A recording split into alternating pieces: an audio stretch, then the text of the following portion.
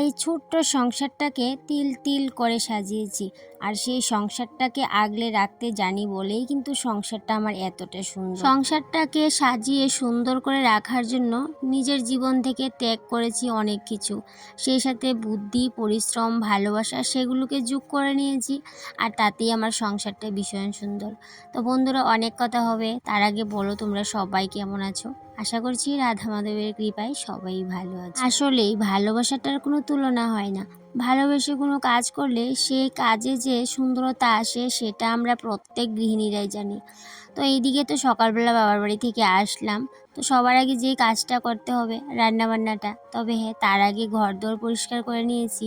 রান্নাঘরটাকে পরিষ্কার করলাম শুধুমাত্র, আর এমনিতে অন্য ঘরদোর কিছুই পরিষ্কার করা হয়নি। গতকাল রাতে গিয়েছিলাম বাবার বাড়িতে। কটা দিন ধরে এমন হয়েছে হঠাৎ প্ল্যান, আর হঠাৎই চলে যাচ্ছি। তবে হ্যাঁ, সন্ধ্যেবেলায় যাচ্ছি, আবার সকালবেলা উঠে চলে আসছি। কি রান্না করব ভাবতে ভাবতে কাটলাম। তারপরে চাল কুমড়োটাও অর্ধেকটা নিয়ে নিয়েছি, ডাল দিয়ে রান্না করব। তো আজকে খুবই সিম্পল রান্না বান্না, চাল কুমড়ো দিয়ে ডাল আর কারকল ভাজা, এতটুকু করেই কিন্তু আমি ওইদিকে চলে যাব ঘর দুয়ার গুছাতে। সংসারে এমন দুটো কাজ আছে যে কাজগুলো করে নিতে পারলেই শরীরটা অনেকটাই হালকা হয়ে যায়। একটা হচ্ছে রান্নাটা করে নেওয়া, আর একটা হচ্ছে পুজো দেওয়া।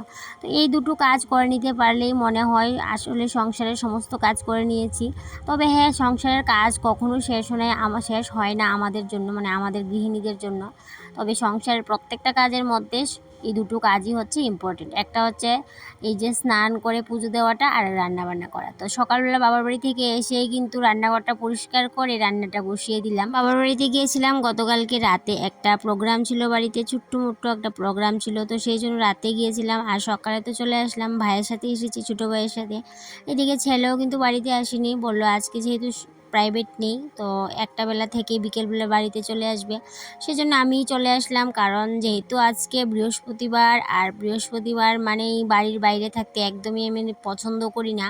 কারণ সংসারটা যেহেতু নিজের হাতে সাজিয়েছি তিল তিল করে, এই সংসারটা ছেড়ে একদিনও কিন্তু কোথাও থাকতে ভালো লাগে না। আমার সংসারে দেখার মতো তেমন কিছুই নেই। পুরো সংসারটাকে আমি ভীষণ ভালোবাসি, কারণ যা কিছু আছে আমার সংসারে, ছোট থেকে ছোট যা কিছুই দেখতে পাও সমস্তই কিন্তু আমার নিজের হাতে করা। তো নিজের হাতে গড়া এই সংসারটাকে ছেড়ে আমি একটা দিনও কোথাও গিয়ে থাকতে মানে ভালো লাগে না, একদমই ভালো লাগে না। এখন তো বাবার বাড়ি গিয়ে থাকতেও ভালো লাগে না। তো এইদিকে সকালবেলা তো ভাইয়ের সাথে চলে আসলাম বাড়িতে, সেটা শেয়ার করিনি। এখন তোমাদের সাথে শেয়ার করলাম যে আমি কিভাবে আসলাম, ভাইয়ের সাথে এসেছি। তো তারপর বাড়ি এসে সবার প্রথমে কাপড়, এই 2 বালতি কাপড় ভিজিয়েছি। তারপর এদিকে রান্নাটা শেষ করে, এই যে গতকাল রাতে যেহেতু প্রচুর বৃষ্টি হয়েছিল, আর বারান্দাতে জল পড়ে, সেটা তো তোমাদের সাথে আমি শেয়ার করেছিলাম অনেক আগেই। তো যেহেতু রাতের বেলা বৃষ্টি হয়েছে, সকালবেলা আবার প্রচণ্ড রোদ, তাই জন্য বারান্দার মধ্যে জলটা জমে আছে। ইদানিং তো এত গরম দিচ্ছে, রান্নাঘরে কিন্তু বেশি বেলাতে গেলে রান্নাটা করা যায় না। আর যেহেতু আজকে আমি বাড়িতে আসলাম অনেকটাই দেরি হয়ে গেছিলো, সেই জন্যই কিন্তু আমি চটপট করে খুবই সিম্পল রান্নাবান্নাটা করলাম আজকে।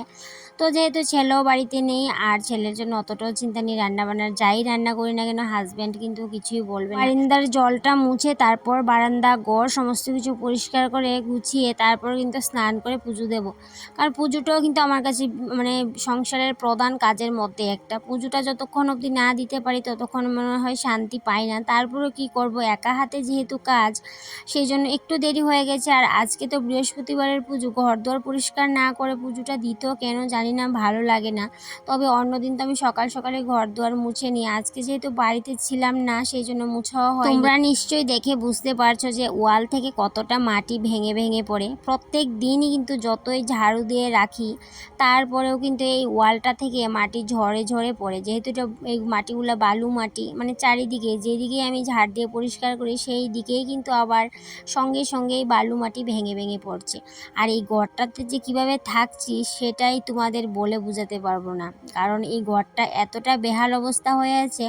তারপরও নিজের হাতে করে যেহেতু সংসারের প্রত্যেকটা জিনিস সাজিয়ে গুছিয়ে রাখি, আর যা কিছুই সংসারের আছে সেগুলো তো আমার নিজে হাতেই করা, সেই জন্য অনেকটাই মায়া লাগে।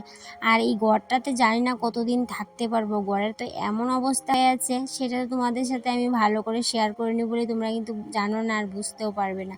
এদিকে আমার ওয়ালটা দেখে নিশ্চয়ই বুঝতে পারছো যে ঘরের অবস্থাটা কতখানি খারাপ হয়ে আছে। তবে হ্যাঁ, ঘর দুয়ার যেমনই হোক, ঘর দুয়ারকে গুছিয়ে রাখা পরিষ্কার পরিচ্ছন্ন করে, সেটাই কিন্তু আমাদের প্রত্যেকটা গৃহিণীদের কর্তব্য।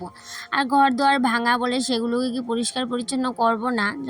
যতদিনই নোংরা হোক না কেন, প্রত্যেক দিন যদি বালু মাটি এই ওয়াল থেকে ভেঙে ভেঙে পড়ে, তো সেগুলোকে আমি প্রত্যেক দিনই আমি পরিষ্কার করব। তো কারণ আমাদের পরিষ্কার করে রাখতে হবে, এটাই আমাদের কাজ। আমরা গৃহিণীরা কিন্তু সংসারটাকে সুন্দর করে সাজিয়ে রাখতেও পারি, আবার সেই সংসারটাকে অগোছালো করেও রাখতে পারি। তবে হ্যাঁ, অগোছালো করে রাখতে আমরা সবাই পারি, কিন্তু গুছিয়ে রাখতে কিন্তু আমরা সবাই পারি না। গত কিছুদিন আগে এই এল সিস্টেমের টেবিলটা দোকান থেকে বাড়ি নিয়ে এসেছিল, তো সেটা যে কোথায় রাখবো অনেক সময় ধরে ভাবনা চিন্তা করছিলাম আমরা দুইজন মিলে।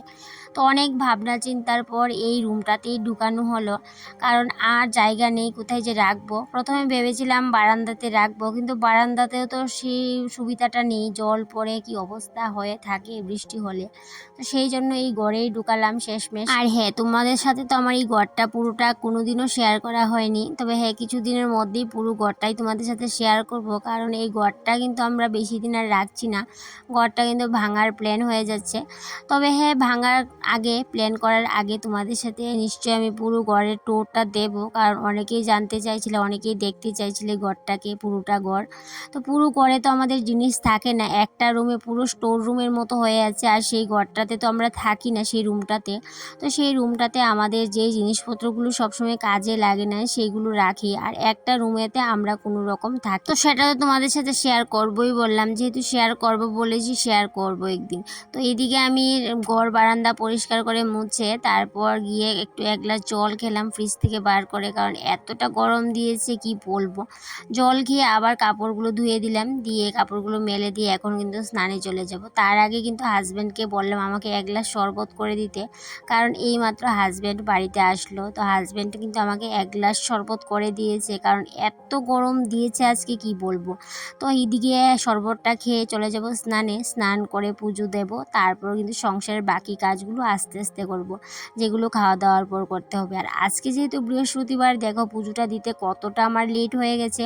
যেই কাজটা আমার সকালবেলা করার কথা ছিল সেটা অনেকটাই দেরি হয়ে গেছে। চাইলেই কিন্তু আজকে আমি বাবার বাড়িতে থেকে আসতে পারতাম, কিন্তু বাড়িতে যেহেতু কেউ নেই আর সংসারটার প্রতি এতটা মায়া কাজ করে, এখন কিন্তু সংসারটা ছেড়ে আর থাকতে পারি না। খুবই আগলে রাখতে ইচ্ছে করে সেই সংসারটাকে, মানে এই সংসারটাকে।